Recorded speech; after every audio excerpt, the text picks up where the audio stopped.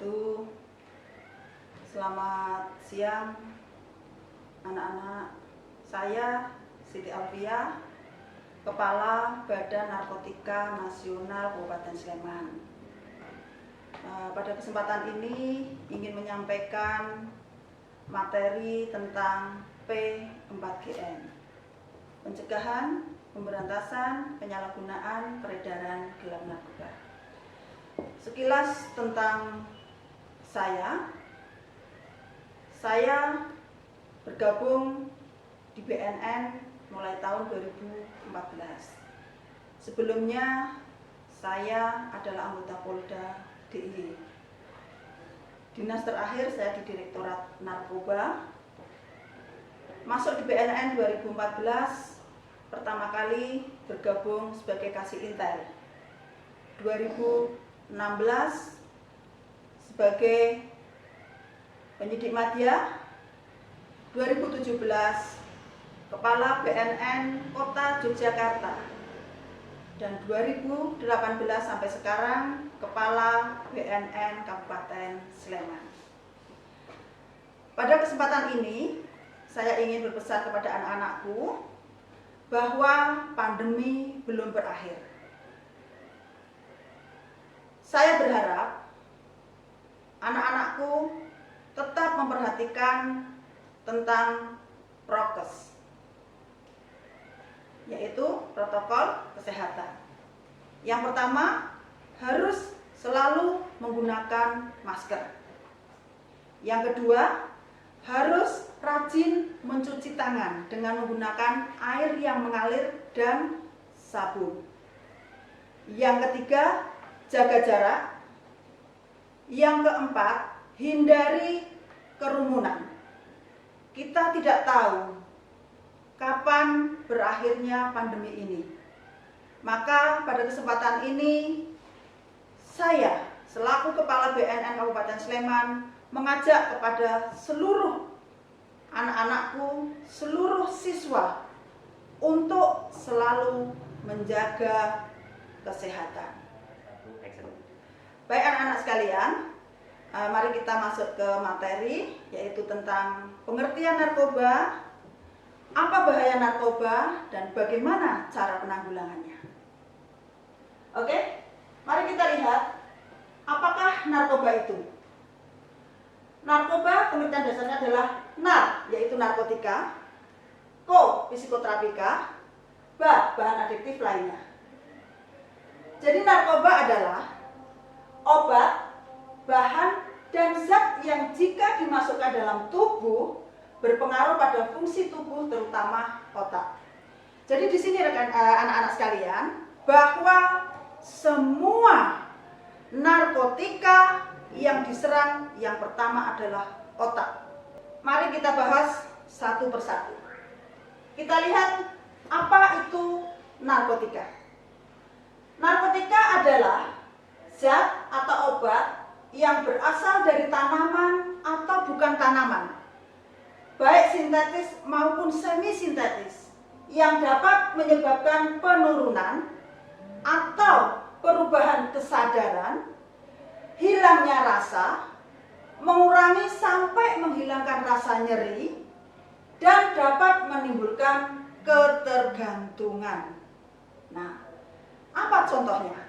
Contohnya adalah ganja, kokain, candu, morfin, heroin yang berasal dari tanaman candu atau opium yang memiliki pengaruh sama jika dipakai. Selanjutnya kita bahas tentang ko, yaitu psikoterapika.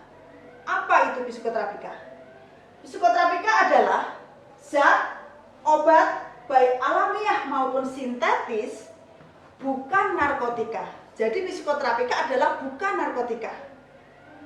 Berkhasiat psikoaktif melalui pengaruh selektif pada susunan saraf pusat, yaitu saraf otak, yang menyebabkan perubahan khas pada aktivitas mental dan perilaku. Contohnya, ekstasi, sabu, obat-obatan penenang. Selanjutnya, apa itu bahan adiktif? Bahan adiktif lainnya adalah bahan lain atau obat bukan narkotika ataupun bukan psikoterapika yang penggunaannya dapat menimbulkan ketergantungan. Contoh, kafein, yaitu di kopi atau minuman penyegar. Nikotin dalam rokok, tembakau, dan alkohol. Rokok sangat berbahaya. Sekarang narkotika jenis baru yang namanya tembakau gorila. Jadi tembakau gorila itu bukan jenis rokok, bukan jenis tembakau, namun rokok yang mengandung narkotika cair. Jadi rokok adalah salah satu jembatan menuju narkoba. Kenapa saya katakan sebagai jembatan? Karena rokok sendiri tidak mungkin diseduh diminum, kan? Rokok pasti dihisap, sedangkan tembakau gorila juga dihisap. Jadi tembakau gorila itu hanya merek saja. Rokoknya sama dengan rokok biasa, namun kandungannya adalah narkotika cair yang dicampurkan dalam rokok tersebut. Jadi jangan salah ya, kalau rokok tembakau gorila itu berbeda dengan rokok. Maka pesan saya, hati-hati dengan rokok. Karena rokok adalah jembatan menuju narkoba. Selanjutnya, Ibu ingin menyampaikan tentang ganja. Apa itu ganja? Ganja adalah berasal dari daun dan pucuk bunga tanaman Cannabis sativa yang berwarna hijau bila masih segar dan menjadi kecoklatan bila dikeringkan. Contoh gambarnya seperti ini. Tapi Ibu pesan, jangan sekali-kali Anda mencari di internet. Ya, ini hanya untuk gambaran Anda. Jadi apabila Anda melihat seperti ini yang mencurigakan, segera lapor. Nah, yang menjadi pertanyaan, kemana saya harus lapor? Silahkan lapor ke BNN atau lapor ke kepolisian terdekat. Nah, tapi biasanya anak-anak takut kan? Kalau lapor ke polisi, jangan-jangan jadi target. Jangan-jangan saya nanti malah yang kena. Nah, lebih amannya adalah lapor ke BNN. Karena kami, BNN ada di belakang Anda semua. Tidak usah takut, tidak akan saya jadikan saksi, tidak akan saya jadikan target, saya melindungi Anda. Selanjutnya, dampak seseorang yang menyalahgunakan ganja. Kita lihat, dampak daripada ganja. Yang pertama, motivasinya rendah dan susah dikendalikan. Yang kedua, depresi dan paranoid. Yang ketiga, gangguan persepsi dan susah berpikir. Yang keempat, gangguan keseimbangan tubuh. Yang kelima, sulit konsentrasi. Dan yang keenam adalah gerakannya lambat. Nah, sekarang kita lihat gejala-gejala apa setelah seseorang menyalahgunakan ganja. Yang pertama, dia sering murung. Hati-hati anak-anak. Kalau anak-anak sering murung, sering menyendiri, patut dicurigai. Yang kedua, tegang. Mereka merasa berani.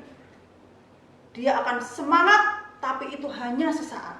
Karena itu hanya efek dari penggunaan ganja. Yang ketiga, mudah marah. Nah, ini hati-hati anak-anak. Kalau anak-anak mudah marah, patut dicurigai. Yang keempat adalah rasa cemas yang berlebihan.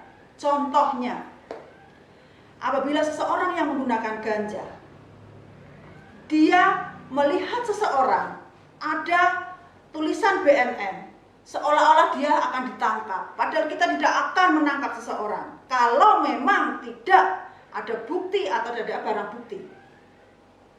Selanjutnya kita akan melihat tentang apa itu ekstasi. Ekstasi adalah bahan psikoaktif yang bersifat stimulan, pemicu kerja otak, dan biasanya dibuat oleh pabrik yang gelap. Maksudnya bukan gelap tidak ada lampunya ya, tapi memang gelap tidak ada izinnya. Sehingga sebutan ekstasi tak lagi mengacu pada satu bahan tertentu, banyak jenisnya ya. Biasanya berupa tablet, seperti contoh yang dilihat. Pesan ibu, jangan sekali-kali Anda mencari tahu tentang ekstasi.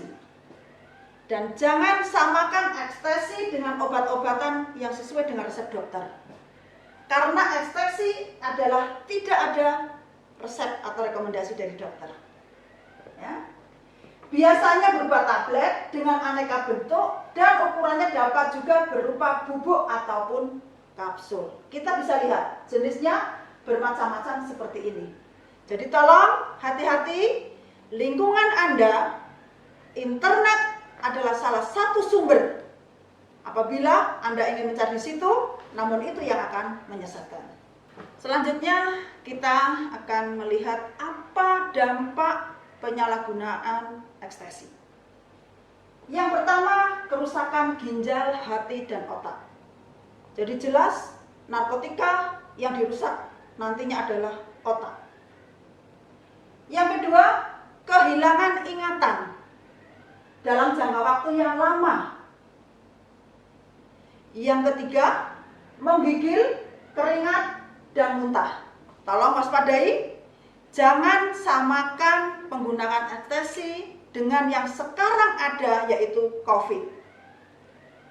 Saya selalu berpesan, hati-hati apabila anak-anakku sudah merasakan badan tidak enak, sudah ada batuk-batuk kecil, silakan Anda melapor kepada orang tua. Apabila Anda akan bepergian, tolong ditangguhkan. Kita lihat selanjutnya. Tidak mampu untuk berpikir, melihat, dan menyelaraskan fungsi tubuh. Itu dampak ekstasi. Selanjutnya gejalanya. Yang pertama adalah rasa cemas yang berlebihan. Hampir sama yang ganja. Jadi mereka yang menggunakan ekstasi, dia merasa cemas. Apabila dia ada mendengar suara mobil patroli, padahal kita sekarang banyak ambulan lewat, dia akan merasa dia yang akan ditangkap. Yang kedua, depresi. Yang ketiga, paranoid. Yang keempat, kehilangan sensitivitas, akal sehat, dan kesadaran. Selanjutnya kita masuk ke sabu. Apa itu sabu? Sabu dan ekstasi tergolong ATS, yaitu amfetamin tipe stimulan yang memacu kerja otak. Lagi-lagi, semua narkotika sumbernya adalah akan merusak otak. Sabu adalah istilah gaul untuk metamfetamin yang dibuat oleh pabrik tanpa izin sebagai bahan sintetis atau bahan kimia murni yang berupa bubuk, tablet, ataupun kristal bening. Sedangkan dampak dari penggunaan sabu, yang pertama adalah gangguan fungsi hati, ginjal, dan urat saraf. Yang kedua, perilaku abnormal dan mudah bingung. Nah, ini hati-hati anak-anak. Kalau anak-anak sudah bingung, sudah tidak tahu di mana rumahnya, ataupun karena musim pandemi, setelah keluar bingung, nah patut dicurigai. Selanjutnya, berhayal dan berhalusinasi. Yang keempat, mudah cemas dan gampang marah. Sekarang kita lanjut ke gejala penyalahgunaan sabu. Yang pertama adalah senantiasa merasa lapar. Jadi jangan salah ya, orang menggunakan sabu inginnya makan terus. Jadi penyalahgunaan narkoba tidak harus ciri-ciri orang yang kurus. Nah, ini contohnya. Sabu membuat seseorang inginnya makan, jadi bisa menjadi gemuk. Yang kedua, cemas, depresi, dan mudah marah. Yang ketiga, susah tidur. Kita masuk ke selanjutnya, yaitu heroin. Apa itu heroin? Heroin merupakan jenis opioida semi-sintetis berupa serbuk putih, butiran, dan cairan. Rasanya pahit yang memiliki sifat menghilangkan rasa nyeri. Heroin dibuat dari morfin, yaitu bahan yang berasal dari tanaman candu. Heroin murni berupa bubuk putih, tetapi yang beredar di pasar gelap sudah berubah warna, yaitu menjadi kecoklatan. Nah, sekarang kita lanjut dengan dampak penyalahgunaan heroin. Yang pertama, detak jantung menjadi lemah dan sesak napas. Yang kedua, kerusakan pada paru-paru, ginjal, dan hati. Yang ketiga, sulit buang air besar. Yang keempat, sulit konsentrasi. Gejala apa yang ditimbulkan seseorang yang menyalahgunakan heroin? Yang pertama adalah sulit tidur. Adakah anak-anak yang sulit tidur? Mungkin karena kebanyakan nonton film, kebanyakan streaming mungkin. Itu tidak termasuk. Yang kedua, mata, hidung berair. Tolong diwaspadai. Yang ketiga, mudah marah dan gelisah. Yang keempat, tremor dan kram tubuh. Yang kelima, menggigil dan berkeringat, keringat dingin. Yang keenam adalah diare dan muntah. Oke, kondisi akibat penyalahgunaan narkotika. Yang pertama, adaptasi tubuh. Dibutuhkan dosis yang semakin meningkat untuk memperoleh efek yang diinginkan. Selanjutnya, dapat menimbulkan penyakit atau gangguan jiwa. Penyakit apa? Antara lain yaitu penyakit TBC, hepatitis B atau C, HIV maupun AIDS. Nah, apabila seseorang yang sudah overdosis, kondisi akibat penyalahgunaan zat sehingga terjadi gangguan kesadaran, pola pikir dan persepsi, perasaan dan perilaku. Seseorang yang sudah sako atau putus obat, berarti ini sudah masuk dalam kecanduan. Gejalanya adalah kumpulan gejala yang timbul sebagai akibat berhentinya seseorang tidak menggunakan narkotika. Jadi dengan kata lain, mereka akan putus penyalahgunaan narkotika, maka dia akan menjadi sako. Selanjutnya, sugesti atau craving, dorongan yang sangat kuat untuk memakai zat kembali meskipun sudah lama tidak menggunakan. Nah, saya ingin tambahkan, seseorang yang sudah menjadi pecandu tidak ada kata-kata sembuh, adanya pulih. Apa itu pulih? Seseorang yang sudah menjadi pecandu, dia akan teringat kembali apabila mereka ketemu dengan komunitasnya. Yang pertama. Yang kedua, dia mendengar kata-kata apa yang pernah dia pakai. Dia dalam pikiran dia akan berusaha mencari. Dan itu tidak akan menjadi sembuh. Kapanpun dia pasti akan ingat apabila seseorang sudah menjadi pecandu. Mari kita lanjutkan tentang bagaimana mengenali penyalahguna narkotika. Yang pertama, ciri-ciri secara umum. Jadi ini adalah gambaran seseorang yang menyalahgunakan narkoba yang bisa dilihat secara umum. Walaupun tadi di depan sudah kita sampaikan bahwa berbeda jenis narkoba yang dipakai, berbeda pula ciri-cirinya.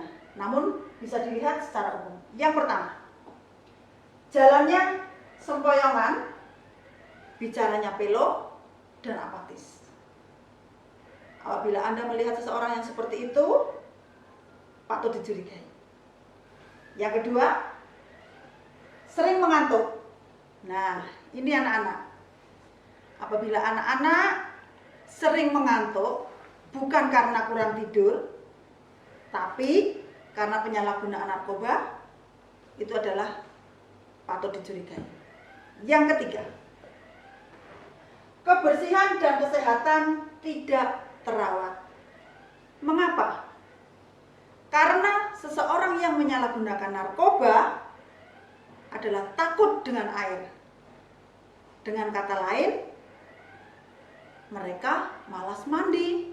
Akhirnya tidak terawat badannya. Yang keempat, ditemukannya alat bantu penggunaan narkotika. Misalkan di situ ada sedotan, ada bekas-bekas aqua, atau mungkin ada gerenjeng rokok di situ, patut dicurigai. Yang kelima, banyak bekas sayatan atau suntikan. Ini apabila jenis narkoba yang dipakai adalah suntik, ya, karena mereka menyuntikkan narkobanya, maka banyak bekas-bekas suntikan. Nah, seseorang yang menggunakan narkoba jenis suntik, mereka pasti selalu menggunakan lengan panjang. Bukan berarti semua orang menggunakan lengan panjang menggunakan narkotika, ya. Itu adalah ciri khas untuk menutupi karena adanya bekas-bekas sayatan ataupun bekas-bekas suntikan. Yang keenam, sering mengurung diri di dalam kamar. Kenapa demikian? Karena mereka paling takut ketemu orang. Dia merasa apabila ada seseorang, seolah-olah halusinasinya dia akan menangkap dia. Nah, itu yang menjadi salah satu kenapa dia sering mengurung diri di dalam kamar. Nah, apabila ada seseorang yang sudah makan di kamar, minum di bawah kamar, main HP di kamar, TV di kamar, begitu dia pergi, kamarnya dikunci, tolong orang tua ataupun keluarga patut untuk mencurigai anak tersebut. Yang terakhir adalah emosional atau agresif. Agresif yang berlebihan.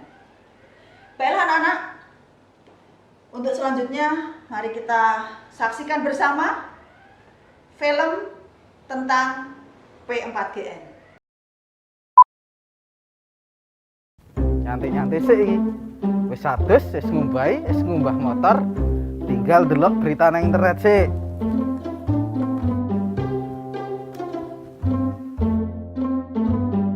Sabu seharga 8 miliar ini kita jadikan jus.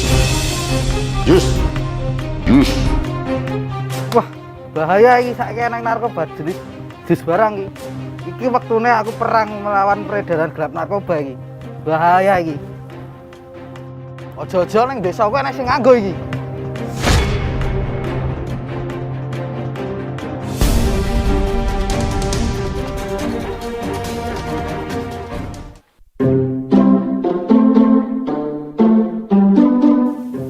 Berat. Kok berat to? Lah jenengmu rak Robert to. Jenengku kuwi Robert dudu Robert.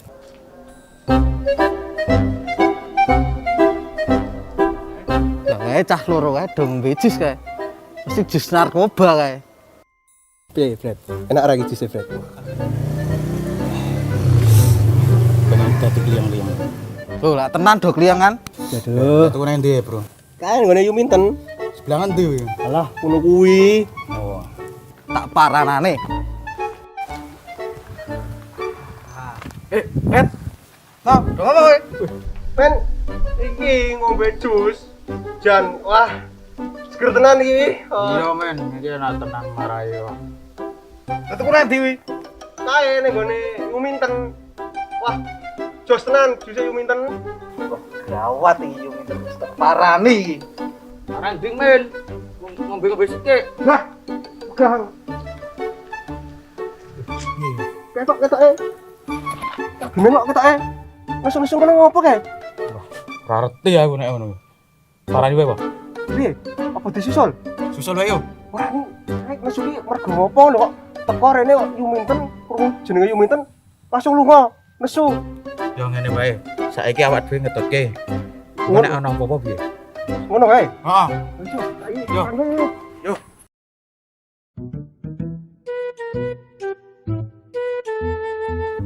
Yo, aduk. Minum apa wi? Iki es jus, lihat aku nang Yuminten ngono kae. Iki apa iki? Iki es jus gue mami papiku, seger tenan nih. Gawat, Mas Darmo wis melu ngombe. Iki saatnya aku perang melawan narkoba iki. Warung Yuminten kudu tak musnahkan iki. Bagaimana Mas tadi Mas? Audiensinya di kelurahan tadi Mas? Bagus Ibu, menurut saya mereka sangat antusias banget. Masyarakatnya. Nggih, untuk siap perang melawan peredaran narkoba khususnya di dusun masing-masing Ibu. Nggih, dan ini sudah kebetulan lewat kampung saya Ibu. Seperti ini. Mas, kampungnya Mas. Iya, kondisinya ya seperti ini Bu. Ya maklum lah Bu, sepi, masih desa. Karena di kampung saya ini semua warga saik-saik kokapti untuk membangun kampung ini Bu.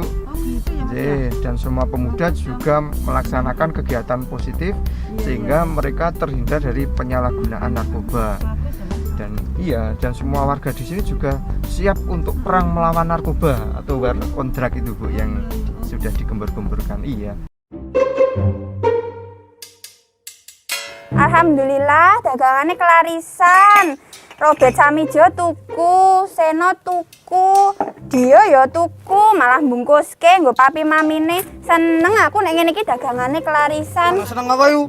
Ngadimin, arep tuku jus po? Jas-jus iki bahaya iki. Merusak generasi bangsa iki. Buah kok bahaya? Jus ki menyehatkan, jus buah ki. Ora, bahaya iki. Kudu dimusnahkan dari muka bumi iki. Lah koyo ngene enake kok dimusnahkan iki piye to? Wis mangan urung e? Bahaya iki. Ya ora sang ngono.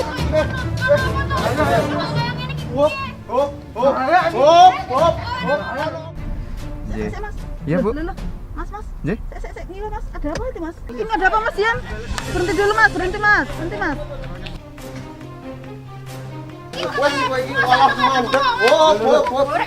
Yuminten, Adimin tiba-tiba tahu apa iki? Iki lho Mas Yan, ngadimen lho teko-teko marah-marah terus ngobrak-abrik daganganku, mosok mau dimusnahkan. Yuminten dodol jus enang narkobane. Walah dalah, jus narkoba, fitnah kowe. Lah aku tuku nek pasar kok nang narkobane. Infone kok ngendi kok ono Anu Mas, aku delok nang internet, berita internet. Berita internet yang mana, Min? Itu loh Bu, yang ada BNN sama jus narkoba itu loh Bu. Oh alah, Min. Itu bukan jus narkoba. Itu adalah pemusnahan barang bukti dengan cara dijus. Wah, men.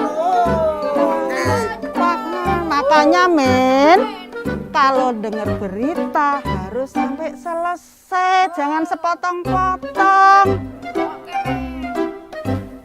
Siapa? Minten Bu, minten. Minten.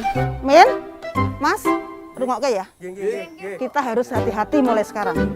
Bahwa sekarang modus operandi pengiriman narkoba itu bermacam-macam. Ya, kita semua harus melawan atau perang dengan narkoba, yaitu dengan war on drug. Nah, kuwi men diroke tenan ben awake dhewe iki waspada, makane ora grusa-grusu. Dasar ngademen nih.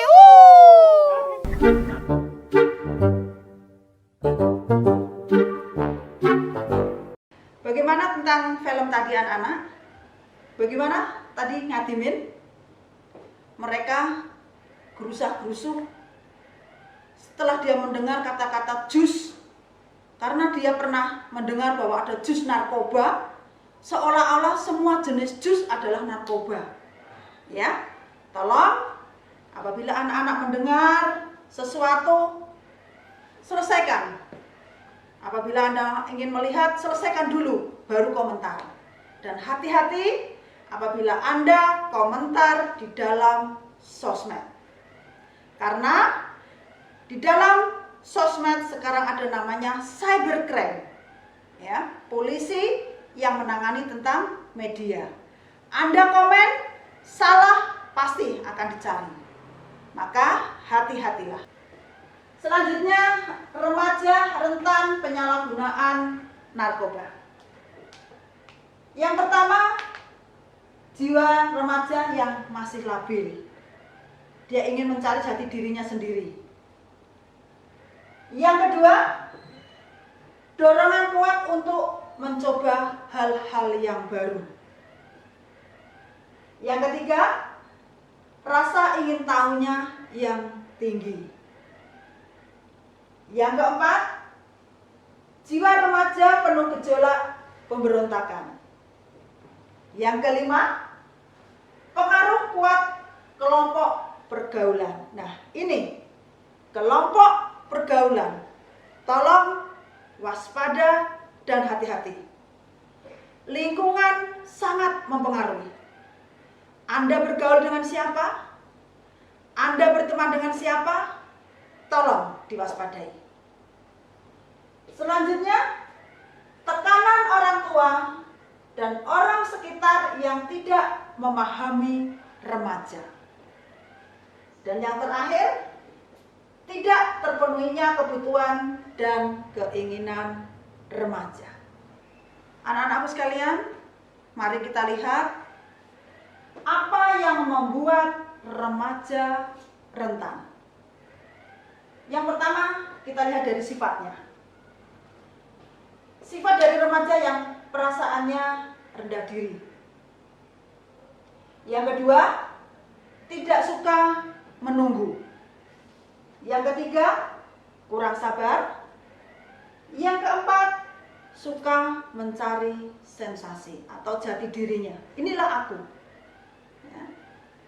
Yang kelima, cepat bosan. Dan yang keenam, mudah kecewa. Itu adalah sifat dari remaja. Sekarang yang kedua adalah sikap. Yang pertama, sikap tidak mau mengikuti aturan. Karena mereka tidak mau diatur. Aku ya aku, kamu ya kamu. Itulah salah satu sikap. Yang kedua, rendahnya pengendalian diri. Yang ketiga, tidak bisa berkomunikasi dengan orang tua. Mungkin karena ada jarak, orang tua yang sibuk, orang tua yang dua-duanya bekerja, anak ingin mencurahkan, ingin curhat, namun tidak ada waktu. Inilah salah satu penyebab anak-anak menyalahgunakan narkoba. Nah, sekarang kebiasaan. Kebiasaan daripada remaja. Yang pertama, suka begadang. Ada yang suka begadang? Malam menjadi siang, siang menjadi malam. Ini salah satu sifat remaja. Yang kedua, kurang olahraga. Tolong, yang mempunyai hobi olahraga, kembangkan. Yang ketiga, mulai merokok di usia dini. Nah, ibu ada cerita sedikit. Pada waktu ibu sosialisasi di salah satu SD, tidak saya sebutkan di mana, mereka mengatakan sudah pernah merokok mulai kelas 5 SD. Mengapa dia sudah mulai merokok? Karena di lingkungan keluarganya, ayahnya merokok, kakaknya merokok. Akhirnya anak ini mencoba. akibat pengaruh di keluarga. Selanjutnya, keadaan. Tidak dalam pengawasan orang tua. Yang tadi saya sampaikan, orang tua yang dua-duanya bekerja, tidak bisa memantau anak dengan siapa, anak bergaul dengan siapa, anak ingin curhat namun salah curhatnya. Yang kedua, bergaul dengan penyalahguna narkoba. Ini yang saya sampaikan, lingkungan Anda sangat mempengaruhi. Waspadai apabila di lingkungan Anda ada seseorang yang menyalahgunakan narkoba. Yang ketiga, keluarga dan dirinya kurang religius. Ibu mengajak, mari kita tingkatkan iman kita sesuai dengan agama kita masing-masing. Yang keempat, keluarga tidak harmonis. Nah, diawali dari keluarga yang broken home atau mungkin bapak ibunya yang bercerai. Nah, akibatnya anak yang akan menanggung. Nah, oke. Mari kita lanjutkan tip agar tidak terjerumus penyalahgunaan narkoba. Yang pertama, dapatkan informasi tentang bahaya narkoba dari mana saja. Dari media ataupun dari sosialisasi. Namun, sekali lagi, jangan mencari tahu apabila dikasih tahu tentang bahaya narkoba. Karena semua jenis narkoba berbahaya. Tidak ada yang mengatakan berbahaya hanya sebagian tidak berbahaya. Semua jenis narkoba adalah berbahaya. Yang kedua, persiapkan mental untuk menolak jika ditawari. Nah, ini yang menjadi beban kita semua. Seseorang yang sudah ditawari biasanya akan berat untuk menolak. Nah, kita harus bisa menolak apabila ditawari tentang narkoba. Yang ketiga, belajar berkata tidak. Siapkan alasan yang dapat dipakai dan alihkan pembicaraan jika kamu mulai disudutkan. Namun, bila teman terus memaksa, segera tinggalkan tempat itu. Itu untuk mengatakan tidak dengan narkoba. Yang keempat, milikilah cita-cita dalam hidupmu sehingga hidupmu akan menjadi terarah. Capailah cita-citamu. Gantungkan setinggi langit. Yang kelima, lakukanlah kegiatan yang positif dan dapat menolong untuk menjadi lebih mandiri dan percaya diri. Sedangkan dampak psikologis akibat penyalahgunaan narkoba antara lain, yang pertama, emosinya tidak terkendali karena pengaruh dari narkoba. Itu pengaruh penyalahgunaan narkoba, emosinya tidak bisa akan dikendalikan. Yang kedua, kecenderungan untuk selalu berbohong. Nah, ini patut diwaspadai. Mereka berbohong karena apa? Karena mereka ingin memiliki sesuatu untuk membeli narkoba. Maka mereka berbohong kepada siapa? Kepada orang tua. Uang SPP yang harusnya dibayarkan ternyata tidak dibayarkan, tetapi untuk membeli narkoba. Yang ketiga, tidak memiliki tanggung jawab. Yang keempat, hubungan dengan keluarga, guru, dan teman serta lingkungannya terganggu. Yang kelima, cenderung menghindari kontak komunikasi dengan orang lain.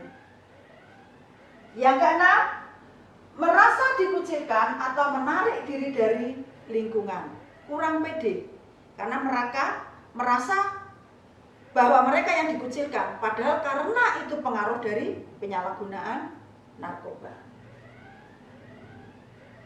Yang ketujuh, tidak peduli dengan nilai atau norma yang ada di lingkungan.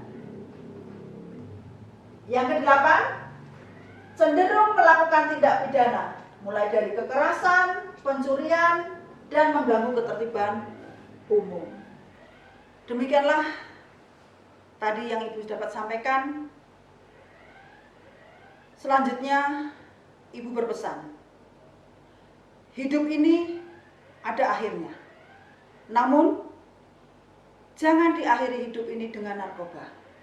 Mari kita bersama-sama perang melawan narkoba. War on drugs.